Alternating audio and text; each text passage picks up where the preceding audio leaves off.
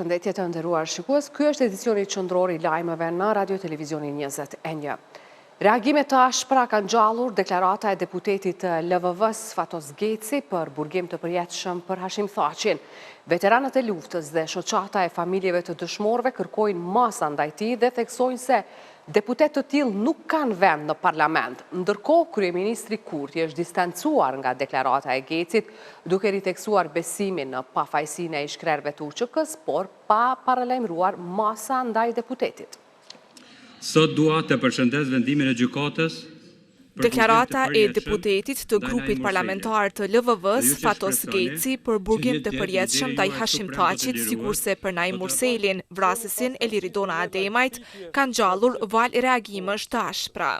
Organizata e veteranëve të luftës UÇK-s kërkon masa ndëshkimore ndaj Gecit, ndërsa kuvendit i kërkon miratimin sa më të shpejt të ligjit për mbrojtjen e vlerave të luftës. Kur dihet se ushtria shqirimtare e Kosovës ka zhvilluar luftë të drejtë dhe shqirimtare, kërkohet për krejun e saj dënim kapital.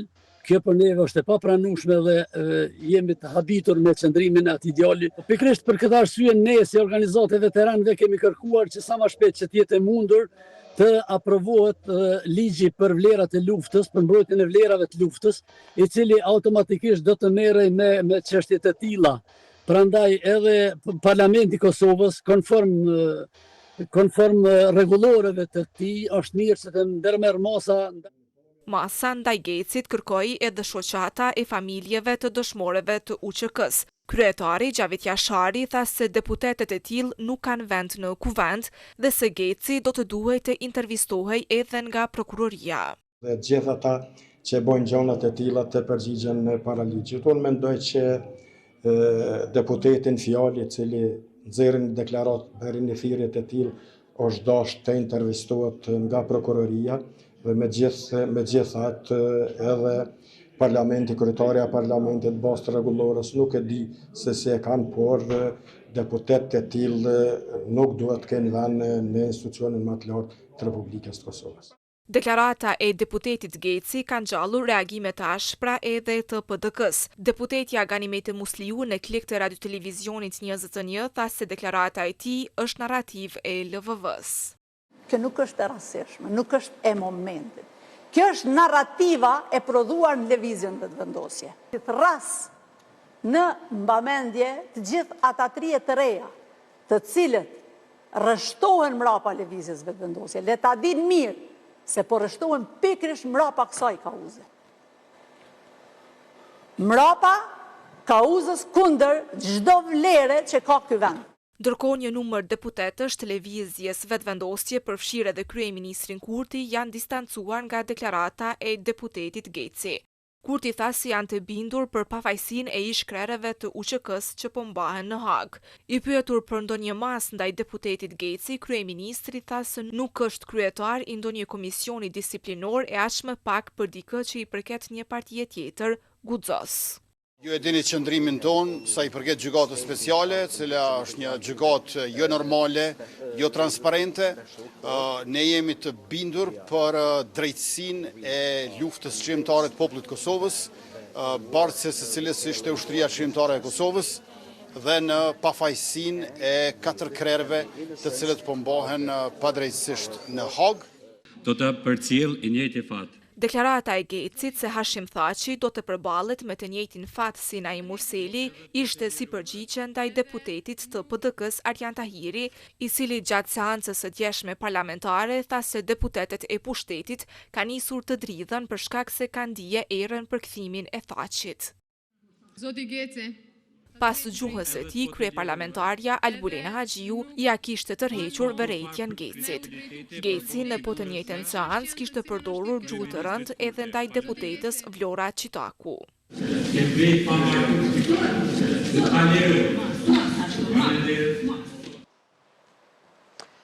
Ndërsa kanë mbetur edhe 6 dita fat kushtetues për zgjedhjen e presidentit, gjasat për një zgjidhje duken gati të pamundura. Lëvizja vetëvendosje dhe partitë opozitare janë vënë në garë për t'i vënë emër fajtorit. Kurti thot se nuk ka kandidat më të mirë se Glau Konjufca, PDK e LDK thonë se nuk duan president partijak. Afati kushtetues për zgjedhjen e presidentit po shkon drejt fundit, ndërsa kryeministri Kurti ka shtuar kritikat ndaj partive opozitare, të cilat sipas tij po refuzojnë ofertat për zgjedhjen e presidentit nga vetvendosje. Kurti insiston se Glauko Njufca është kandidati i mirë për president. U tha që nuk bën vetvendosje ti ketë të 3 pozitat. Po ja pras, po e kemi kryetarin e kuvendit. Jo po vetvendosja s'du ta ketë presidentin. Po le të ma gjeni njeri më të mirë se Glauko Njufca që i ka mbi 318.000 vota. Prandaj, të gjitha këto zhurmat e piskamat që i dëgjoni, me ankesa të parësyshme ndaj lëvizjes vetvendosje, nuk janë duke na bërë dëm neve, se ne prapë po mrrim aty. Janë duke i bërë dëm shtetit, duke i humbur edhe buxhet edhe kohë. Kritikave të Kurtit gjatë ditës u janë përgjigjur përfaqësuesit e opozitës. Deputeti i PDK-s Enver Hoxha tha se roli i PDK-s ka qenë për të zgjedhur një president të unitetit dhe jo nga vetvendosje. Sipas tij, ofertat e Kurtit, ku përfshihet edhe posti kryeparlamentarit, janë jo serioze. Oferta e kryeministrit për ta zgjedhur presidentin se neve po na vjen një pozitë kryetarit të kuvendit ka qenë një ofertë jo serioze. Se neve nuk na vyn, nuk na duhet, nuk na hyn gjon punë pozita e kryetarit të kuvendit, po vetëm kontributi jon që kërkohet me kushtetutën tonë për ta udhëhequr vendin, për të dhënë drejtim vendit dhe për të dhënë drejtim vendit është edhe për ta zgjedhur presidentin e vendit. Nuk ka pas vullnet politik. Prandaj nëse shkojmë në zgjedhje pse shumica parlamentare nuk ka dashur që ta shmangë. Ndërsa nënkryetari i LDK-s Lutfi Aziri tha se Kurti me veprimet e tij po shkakton zgjedhje të njëpasnjëshme në Kosovë. Aziri insiston se Kurti nuk ka synim të bashkëpunojë për interesin e Kosovës, por për atë të vetvendosjes. Ditën e kaluar për çështjet e kryetarit të kuvendit, si vjet për çështjet e presidentit, më herët për çështjet e qeverisë, gjithmonë është diçka në cilën zoti Kurti ka një qëllim, por nuk e ndryshon. Asnjëherë ndryshon metoda, por jo në kërkesa tina, dhe kjo është e që në politikë nuk funksionon gjithmonë. Dhe nuk mundesh me shty në agjendë diçka që përcakton vetëm qëllimin tuaj. Ne po shohmi që me bashku këtë angazhim politik për bashkët mënyrë që millon qëllim Republikës tonë, jo një partije. Ndërkohë, kryeministri Kurti ka vazhduar me kritika ndaj PDK-s dhe LDK-s. Siç ka thënë, partitë tradicionale kanë mësuar rënje në zgjedhjet e fundit për shkak të mungesës së bashkëpunimit. Si u bë që 2 partitë më të vjetra tradicionale në Republikën e Kosovës, njëra rarë në 22 deputet e tjetra në 15. Kurtit ju kundërpërgjegj nënkryetari i LDK-s Lutfi Aziri. LDK është si Feniksi edhe rikthimi i LDK-s do ndodhë sot nesër, kështu që më mirë është me pa hallin e Republikës se hallin e LDK-s si partitë themeluese të kësaj Republike. Ndërkohë, kryetaria e kuvendit Albulena Haxhiu ka shprehur gatishmëri që të heqë dorë nga posti kryeparlamentares, nëse oferta e Kurtit pranohet nga PDK-ja ose LDK-ja. Një nga pozitat e larta është pozita e kryetarit kuvendit, le ta marrin. Më 28 prill përfundon afati kushtetues për zgjedhjen e presidentit. Kosova është një hap më afër antarësimit në Bordin e Paqes. Me mbështetje unanime, Komisioni për Punë të Jashtme i ka hapur rrugë marrëveshjes për miratim në kuvend, në një kohë kur vendi përballet me afate të rëndësishme politike dhe mundësinë e zgjedhjeve të reja. Paraprakisht u mbajt një mbledhje grupit punues të këtij komisioni për të shqyrtuar këtë marrëveshje dhe u pajtua për miratimin e saj ashtu siç ka ardhur në kuvend, pa ndryshimin e paragrafit 2 të neni 2 të ujdis, siç ishte kërkuar në mbledhjen e para 2 javësh në komision. Kryetarja komisionit Arbresh Kryezeu Hyseni pas mbledhjes tha se janë dakorduar për ta miratuar projektligjin si të tillë, për të mos pasur ndonjë kundërshtim me Konventën e Vjenës dhe konventat e tjera për marrëveshjet ndërkombëtare. Nuk kemi insistu për ndryshimin e paragrafit 2 të neni 2, thjesht personalisht unë si kryetare e komisionit ka mendu që ndoshta janë 2 rreshtat të cilat mundemi me bo një ndërhyrje për shkak të përshtatshmërisë me legjislacionin në Kosovë. Edhe arsyeja pse kom kërku pak më shumë kohë në trajtimin e këtij projektligji dhe jo të marrëveshjes, sepse ne e dim që nuk mund të ndërhyjmë në përmbajtjen e asaj çfarë thuhet në memorandumin shpjegues dhe në marrëveshjen e vetë Bordit të Paqes.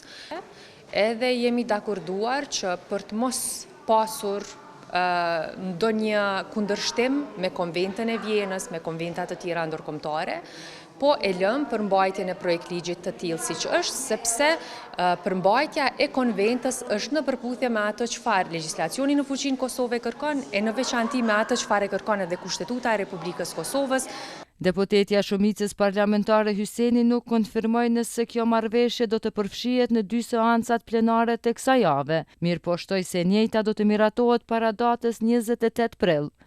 Nuk varet prej nesh një gjë e tillë, por unë e di që kjo marrëveshje ndërkombëtare do të votohet para datës 28 të këtij muaji. Para 2 javësh Komisioni për Punë të Jashtme nuk miratoi marrëveshjen, pasi u kërkua nga deputetët e shumicës sqarrime shtesë për paragrafin 2 ku flitet për promovimin e stabilitetit, rivendosjen e një qeverisje të besueshme e të ligjshme, si dhe garantimi i paqes së qëndrueshme në zonat e prekura ose kërcënuara nga konfliktet. Shtetet e Bashkuara të Amerikës dhe Kosova vazhdojnë të avancojnë interesat e përbashkëta të sigurisë dhe të forcojnë stabilitetin rajonal. Kështu tha ambasada amerikane në Prishtinë në një postim në rrjetet sociale lidhur me përmbylljen e vizitës në Kosovë të ambasadorit amerikan në NATO Matthew Whitaker. Vizita e tij vuri në pa kontributet në rritje të Kosovës për përpjekjet e SBA-s për të adresuar sfidat globale dhe rëndësinë e bashkëpunimit përmes KFOR-it dhe përmes programit për partneritet të Gardës Kombëtare me Ajovën. Së bashku, SBA-ja dhe Kosova vazhdojnë të avancojnë interesat e përbashkëta të sigurisë dhe forcimit të stabilitetit rajonal, tha ambasada amerikane.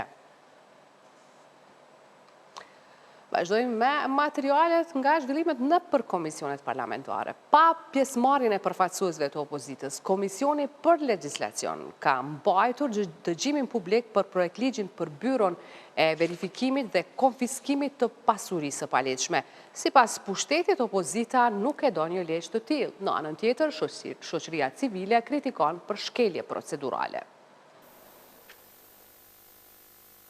Pak ditë pasi që Kuvendi i Kosovës miratoi në parim projektligjin për byron për verifikimin dhe konfiskimin e pasurisë së pajustifikueshme, Komisioni për Legjislacion nisi debatin publik i cili mundëson përmirësimin dhe informimin mbi përmbajtjen e këtij ligji. Ndërkohë në këtë debat nuk morën pjesë përfaqësues të partive opozitare. Mos pjesëmarrja e tyre sipas zëvendës kryetarit të këtij komisioni, Vigan Çorolli, ka një arsye.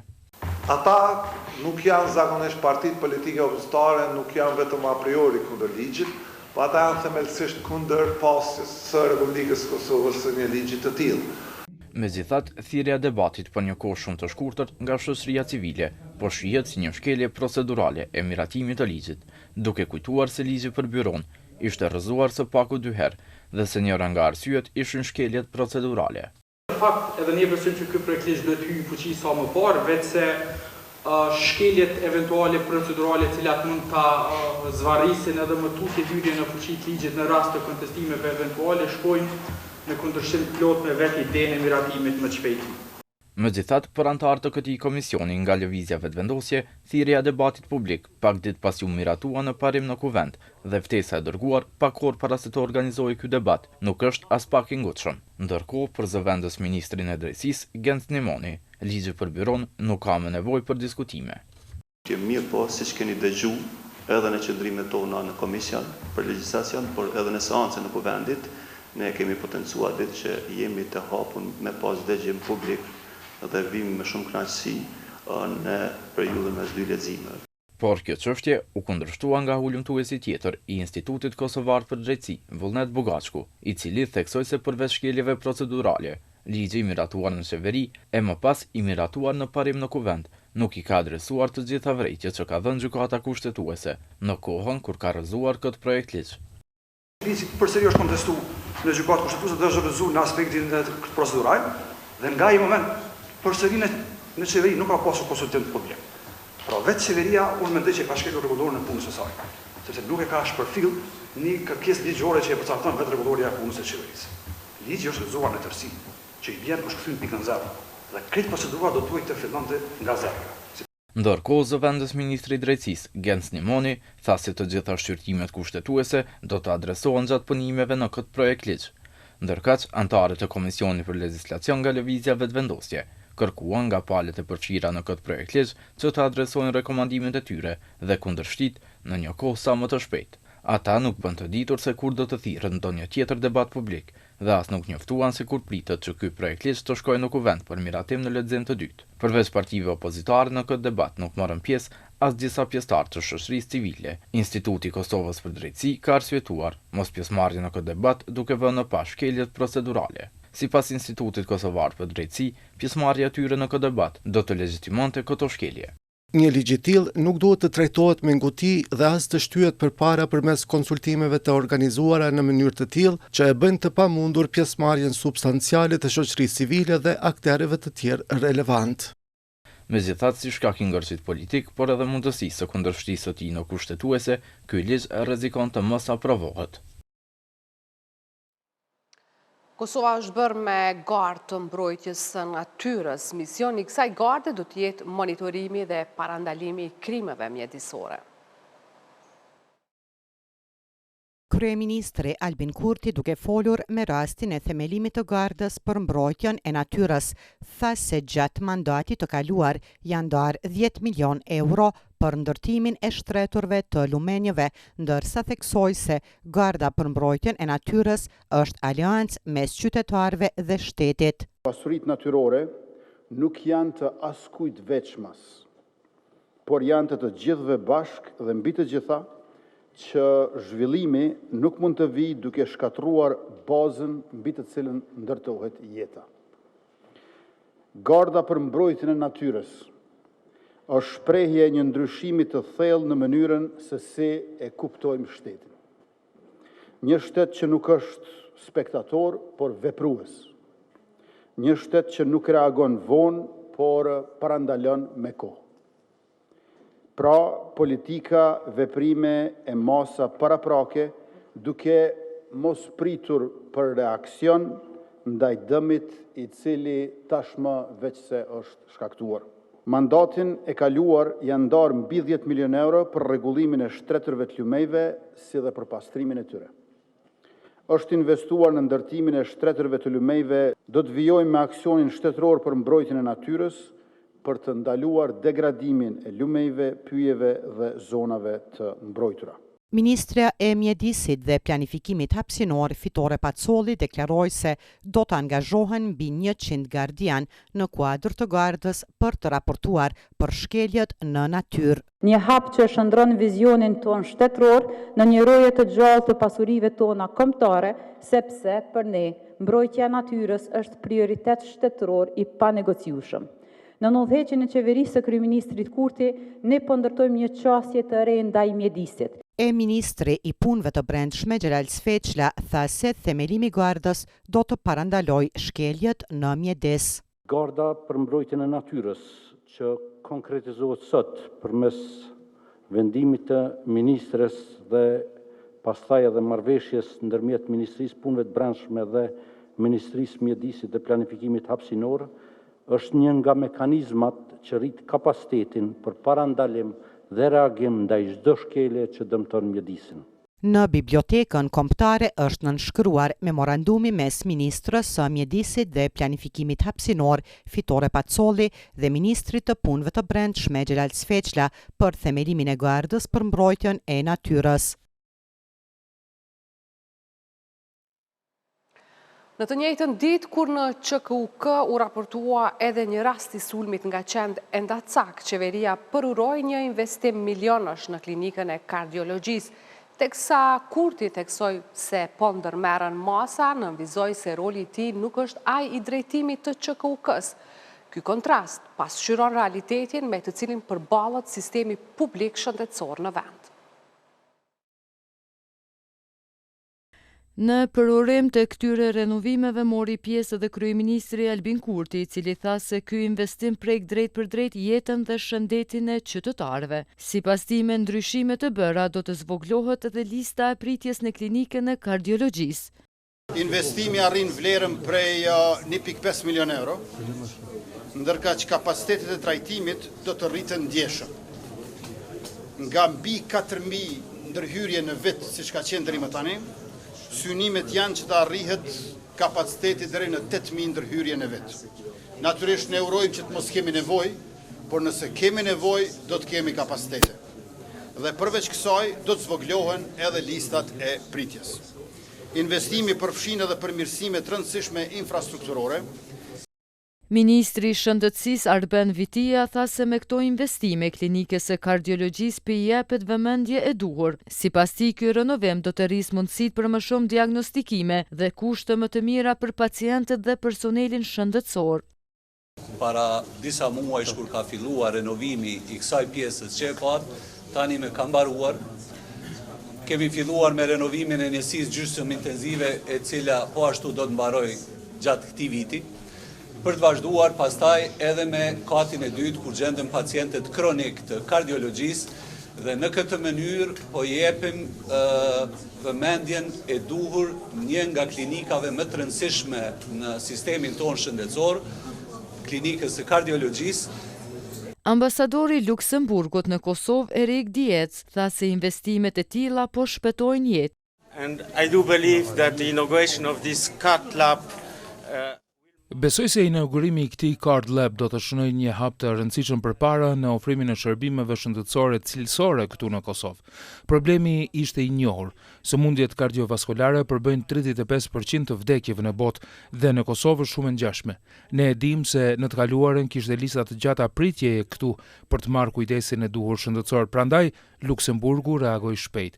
Ne ishim këtu së bashku me kryeministrin në gusht kur filluam renovimin e spitalit dhe do të doja të përgëzoja Agjencinë e Zhvillimit të Luksemburgut Luxdev për këtë performancë.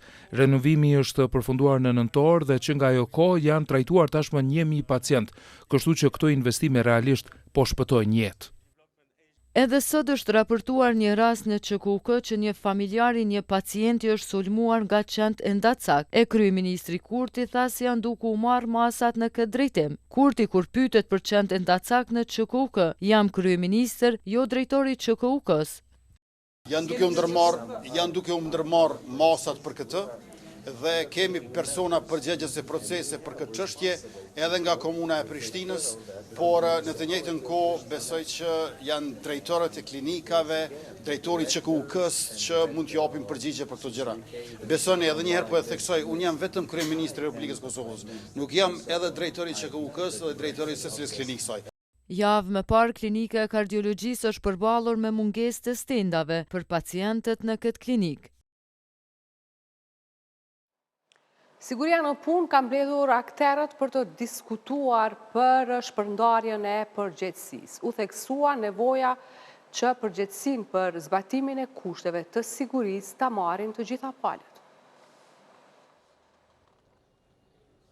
Kryetari i shoqatës së ndërtimit Valon Vataj tha se në takim u diskutua për problemet aktuale dhe u adresuan disa kërkesa për shëndetin dhe sigurinë në punë. U diskutuan problematikat aktuale cilat janë sa i përket sigurisë dhe shëndetit në punë. Ne erdhëm me disa kërkesa sa i përket sigurisë dhe shëndetit në punë, duke përfshirë nga shpërndarja e përgjegjësisë, të pas parasysh praktika e Bashkimit Evropian që është punëdhënësi, punëtori dhe institucioni. I ofrum bashkëpunim ministrit dhe ministrisë sa i përket ne si shoqat do të jemi një urliese mes të institucioneve dhe sektorit të ndërtimit.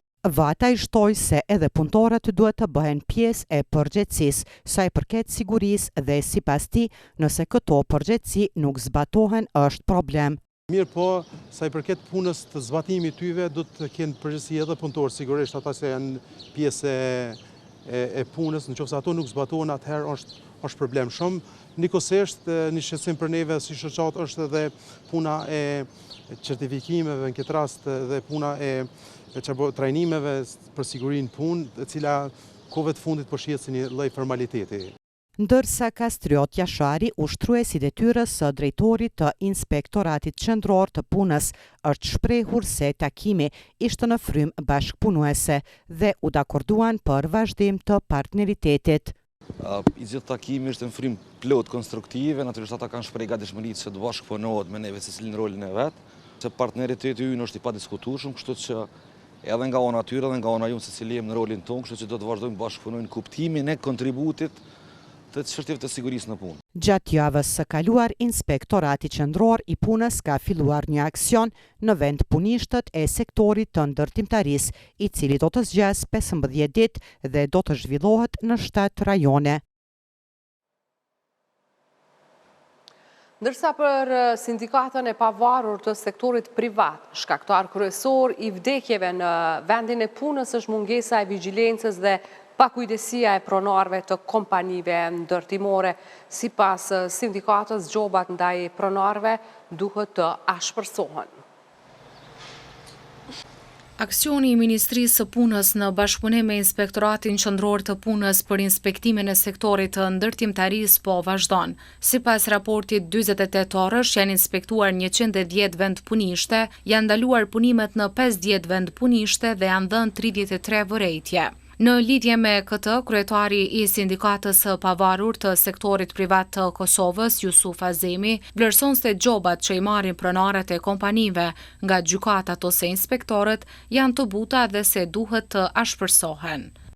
Edhe të gjykatave dhe dënimet e inspektorëve janë aq të buta sa që s'mundesh me marrë me mend, dhe kur e shohin që nëse një punëtor humb jetën në një vend pune, një pronar i kompanisë ose një menaxher mund të mbahet për 48 orë në stacion policor dhe pastaj është i lirë.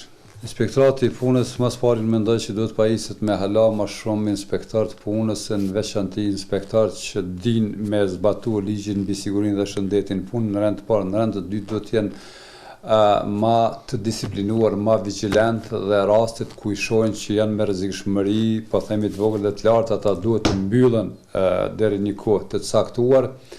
Si shkaktar kryesor për vdekjet në vendin e punës, Azemi e vlerëson mungesën e vigjilencës dhe pakujdesinë e pronarëve të kompanive ndërtimore.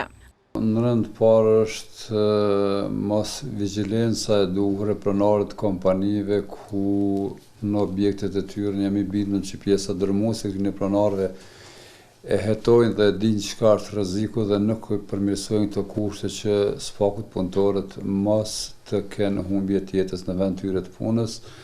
Fatkeqësisht viti 2025, fillimi viti 2026 është një vit shumë i rëndë sepse kemi një normë të madhe të punëtorëve që kanë vdekur në vendet e tyre të punës, dhe normal që kjo vjen kryesisht nga pakujdesia e pronarëve të kompanive. Aksioni i Ministrisë së Punës në bashkëpunim me Inspektoratin Qendror të Punës për inspektimin e sektorit të ndërtimtarisë do të zgjas 15 ditë dhe do të zhvillohet në 7 rajone.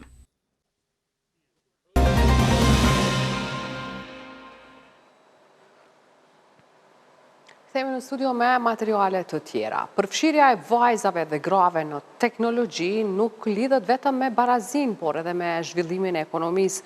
Kështu deklaroi ushtruesja e detyrës presidentës Albulena Haxhiu në diskutimin për rolin e vajzave dhe grave në teknologji dhe transformimin digital të shoqërisë.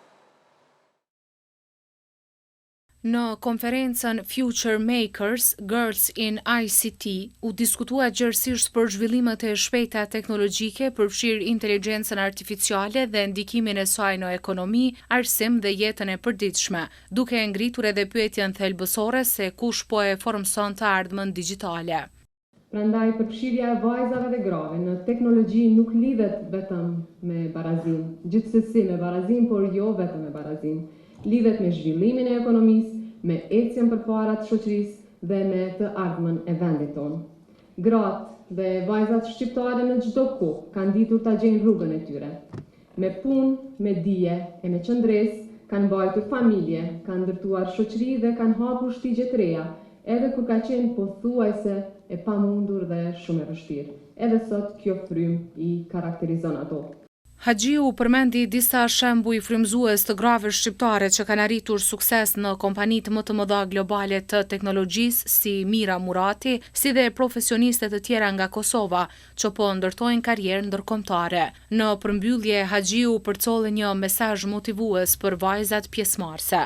Rruga para jush nuk do të jetë gjithmonë e lehtë, do të hasni në njerëz që do të dyshojnë në ju, që do t'ju paragjykojnë, madje edhe të tillë që ju thonë që kjo fushë nuk është për juve. Do të ketë lodhje, pasiguri, do të ketë edhe sprova, Për këto janë vështirësi të përkohshme dhe nuk e përcaktojnë as se si aftësinë tuaj. Mos prisni që gjithçka të rregullohet për ta hedhur hapin e parë, sepse rruga shpesh qartësohet vetëm kur ecim. Mos mendoni se teknologjia i takon dikujt tjetër, ajo ka nevojë për dijen tuaj, për idetë tuaja, por edhe për guximin tuaj. Nëse dikush ju nënvlerëson, përgjigjuni me punë. Nëse rruga ju duket e gjatë, ecni hap pas hapi, nëse hasni vështirësi, mos u dorëzoni, nga se aty fillon forca juaj. Rektori i Kolegjit AB, Blerem Olluri, në fjalën e tij theksoi rëndësinë e fuqizimit të vajzave në teknologji, duke nënvizuar se kjo konferencë përfaqëson më shumë se një takim formal. Takimi sotëm është më shumë se një konferencë. Ai është një deklaratë qëllimi, pasqyron një angazhim të përbashkët për të ndërtuar një të ardhme ku inovacioni është gjithëpërfshirës, ku teknologjia i shërben njerëzimit dhe ku vajzat tona nuk janë vetëm pjesëmarrëse, por udhëheqëse në transformimin digital të shoqërive tona. Konferenca Future Makers Girls in ICT u vlerësua si një hap i rëndësishëm drejt promovimit të barazisë gjinore në teknologji dhe fuqizimit të vajzave për të qenë pjesë aktive dhe udhëheqëse në të ardhmen digjitale.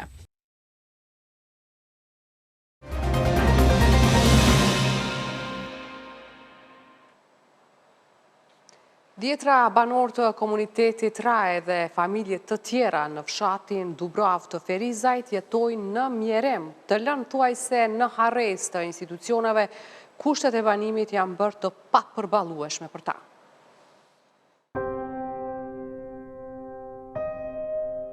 Pasha zotin, ma mirë është me jetu në burg i launi se qëtu.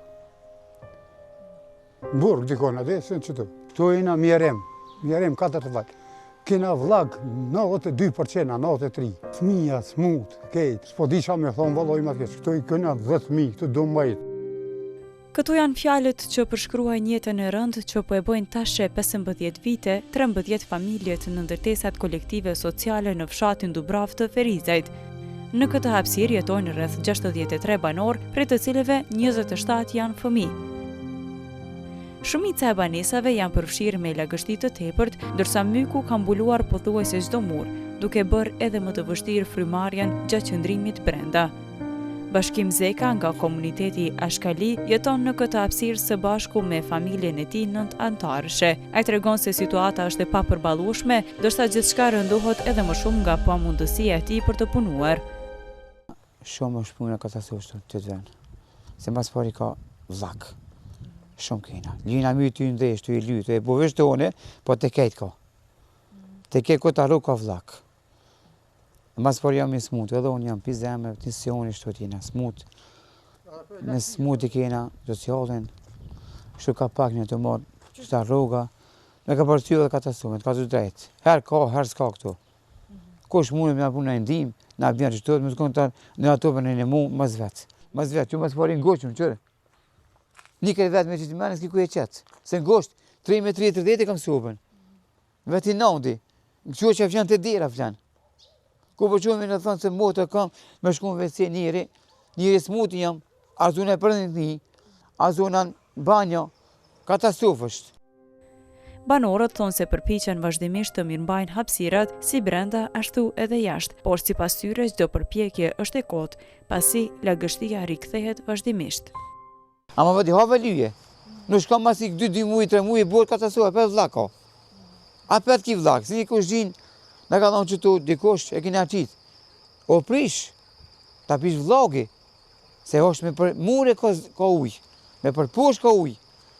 Kej, zita, këtë ju prish. Ndihmat që marrin janë kryesisht nga qytetarë të vullnetit të mirë. Sipas banorëve ka edhe vizita nga komuna, por ndihmat sociale mbetin të kufizuara dhe zakonisht ndahen gjatë festave. Ama komuna o konë këtu, o konë vizit. Me në vizitu, o konë për apomin e banesë me maru qëto. E shtu me maru banesë o konë mirë. Se po nëse vojë mas pari me 7 fëmi. Se një fëmi e kam për qëqejet e smutë është. është i smuj për qëqejet. Një më gjatë i ka. E këmë që ka mosi, se janë, në badi hava. Shpresa e vetme e këtyre familjeve mbetet përmirësimi i kushteve të jetesës në mënyrë që të paktën shëndeti i fëmijëve të mos përkeçohet edhe më tej. Pamjet pasqyrojnë vetëm një pjesë të realitetit që jetojnë banorët e këtij kolektivi, pasi përtej tyre pothuajse i gjithë fshati Dubrav përballet me të njëjtën gjendje varfërie dhe skamjeje.